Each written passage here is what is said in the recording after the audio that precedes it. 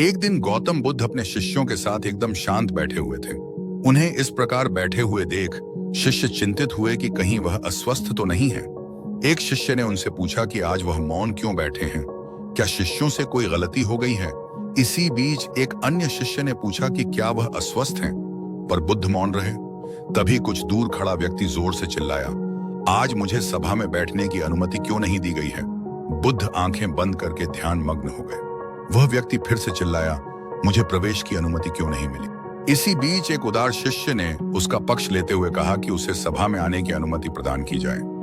बुद्ध ने आंखें खोली और बोले, नहीं, वह अछूत है, उसे आज्ञा नहीं दी जा सकती। यह सुनकर शिष्यों को बड़ा आश्चर्य हुआ। बुद्ध उनके मन का भाव समझ गए और बोले, हाँ, वह अछूत है।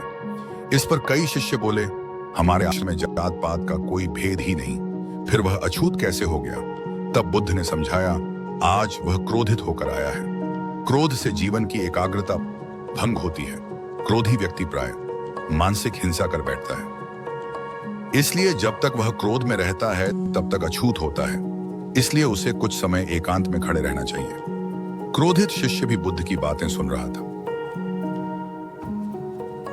पश्चाताप की अग्नि में तप कर वह समझ चुका था कि अहिंसा ही मनुष्य का महान कर्तव्य व परम धर्म है।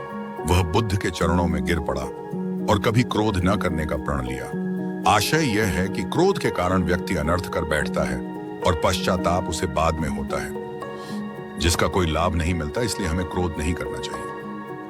असल मायने में क्रोधित व्यक्ति अछूत हो जाता है और उसे अकेला छोड़ देना चाहिए। क्रोध करने से तन, मन और धन तीनों की हानि होती है। क्रोध से ज्यादा हानिकारक कोई और वस्तु नहीं है।